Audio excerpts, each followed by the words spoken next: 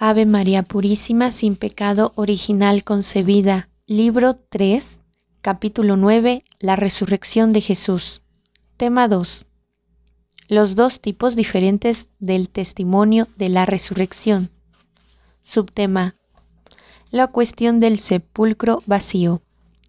En esta confesión de fe se afirma a continuación, escuetamente y sin comentarios, fue sepultado. Con eso se hace referencia a una muerte real, a la plena participación en la suerte de tener que morir. Jesús ha aceptado el camino de la muerte hasta el final, amargo y aparentemente sin esperanza, hasta el sepulcro. Obviamente el sepulcro de Jesús era conocido, y naturalmente aquí se plantea de inmediato la pregunta: ¿acaso permaneció en el sepulcro? ¿O después de su resurrección y quedó vacío el sepulcro? Esta pregunta ha dado lugar a muchas discusiones en la teología moderna. La conclusión más común es que el sepulcro vacío no puede ser una prueba de la resurrección. Eso en el caso de que fuera un dato de hecho, podría explicarse también de otras maneras. Se llega así a la convicción de que la cuestión sobre el sepulcro vacío es irrelevante y que por tanto se puede dejar de lado este punto. Además, esto implica frecuentemente la suposición de que probablemente el sepulcro no quedó vacío, evitando así al menos una controversia con la ciencia moderna acerca de la posibilidad de una resurrección corpórea. Sin embargo, en la base de todo eso hay un planteamiento distorsionado de la cuestión. Naturalmente, el sepulcro vacío, en cuanto tal, no puede ser una prueba de la resurrección. Según Juan, María Magdalena lo encontró vacío y supuso que alguien se había llevado el cuerpo de Jesús. El sepulcro vacío no puede, de por sí, demostrar la resurrección. Esto es cierto, pero cabe también la pregunta inversa: ¿es compatible la resurrección con la permanencia del cuerpo en el sepulcro? ¿Puede haber resucitado Jesús si yace en el sepulcro? ¿Qué tipo de resurrección sería esta? Hoy se han desarrollado ideas de resurrección para las que la suerte del cadáver es irrelevante. En dicha hipótesis, sin embargo, también el sentido de la resurrección queda tan vago que obliga a preguntarse con qué género de realidad se enfrenta un cristianismo así. Sea como sea, Thomas Jodin, Ulrich Wilkens y otros hacen notar con razón que en la Jerusalén de entonces el anuncio de la resurrección habría sido absolutamente imposible si hubiera podido hacer referencia al cadáver que pertenece en el sepulcro. Por eso, partiendo de un planteamiento correcto de la cuestión, hay que decir que, si bien el sepulcro vacío de por sí no puede probar la resurrección, sigue siendo un presupuesto necesario para la fe en la resurrección, puesto que ésta se refiere precisamente al cuerpo y por él a la persona en su totalidad. En el credo de San Pablo no se afirma explícitamente que el sepulcro estuviera vacío, pero se da claramente por supuesto. Los 4 evangelios hablan de ello ampliamente en sus relatos sobre la resurrección. Para la comprensión teológica del sepulcro vacío, me parece importante un pasaje del discurso de San Pedro en Pentecostés, en el cual anuncia abiertamente por primera vez la resurrección de Jesús a la muchedumbre reunida. No lo hace con palabras suyas, sino mediante una cita del Salmo 16, versículo del 9 al 11, donde se dice: Mi carne descansa en la esperanza, porque no abandonarás mi alma en el lugar de los muertos, ni permitirás que tu santo sufra la corrupción. Me has enseñado el sendero de la vida. Hechos, capítulo 2, versículo 26 y siguientes. Pedro cita a este respecto el texto del Salmo: según la versión de la Biblia griega, que se distingue del texto hebreo en el que leemos.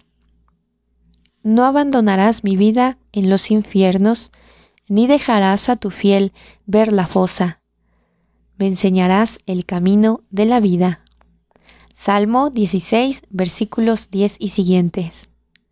Según esta versión, el orante habla seguro de que Dios lo protegerá y lo salvará de la muerte, incluso en la situación de amenaza en que claramente se encuentra, es decir, con la certeza de que puede descansar seguro. No verá la fosa. La versión que cita Pedro es distinta. En ella se dice que el orante no permanecerá en los infiernos, no conocerá la corrupción. Pedro presupone a David como el orante originario de este salmo, y ahora puede constatar que en David no se ha cumplido esta esperanza. David murió y lo enterraron, y conservamos su sepulcro hasta el día de hoy. Hechos capítulo 2, versículo 29. El sepulcro con el cadáver es la prueba de que no ha habido resurrección. Sin embargo, la palabra del Salmo es verdadera, en cuanto vale para el David definitivo. Más aún, Jesús se demuestra aquí como el verdadero David, precisamente porque en él se ha cumplido la palabra de la promesa: no dejarás a tu fiel conocer la corrupción. No es necesario discutir aquí sobre si este discurso es de Pedro o fue redactado por otro, y por quién, como tampoco sobre cuándo y dónde fue compuesto exactamente. En todo caso, se trata de un tipo antiguo de anuncio de la resurrección, cuya autoridad en la Iglesia de los inicios se demuestra por el hecho de que se le atribuyó a Pedro mismo y fue considerado el anuncio original de la resurrección. Cuando en el credo de Jerusalén, que se remonta a los orígenes y es transmitido por Pablo, se dice que Jesús ha resucitado según las Escrituras. Se mira indudablemente al Salmo 16 como un testimonio bíblico decisivo para la Iglesia naciente. Aquí se encontró claramente expresado que Cristo, el David definitivo, no habría conocido la corrupción, que él debió ser realmente resucitado. No conocer la corrupción. Esta es precisamente la definición de resurrección. Solo la corrupción era considerada como la fase en la que la muerte era definitiva. Con la descomposición del cuerpo, que se disgrega en sus elementos, un proceso que disuelve al hombre y lo vuelve al universo. La muerte ha vencido. Ahora, aquel hombre ya no existe, mas como hombre solo puede permanecer tal vez como una sombra de los infiernos. En esta perspectiva, era fundamental para la Iglesia antigua que el cuerpo de Jesús no hubiera sufrido la corrupción. Solo en este caso estaba claro que no había quedado en la muerte, que en él la vida había vencido efectivamente a la muerte. Lo que la Iglesia antigua dedujo de la versión de los 70 del Salmo 16, versículo 10, ha determinado también la visión compartida durante todo el periodo de los padres. En dicha visión, la resurrección implica esencialmente que el cuerpo de Jesús no sufra la corrupción. En este sentido, el sepulcro vacío como parte del anuncio de la resurrección es un hecho estrictamente conforme a la Escritura. Las especulaciones teológicas según las cuales la corrupción y la resurrección de Jesús serían compatibles una con otra, pertenecen al pensamiento moderno y están en clara contradicción con la visión bíblica. Según eso, se confirma también que un anuncio de la resurrección habría sido imposible si el cuerpo de Jesús hubiera permanecido en el sepulcro.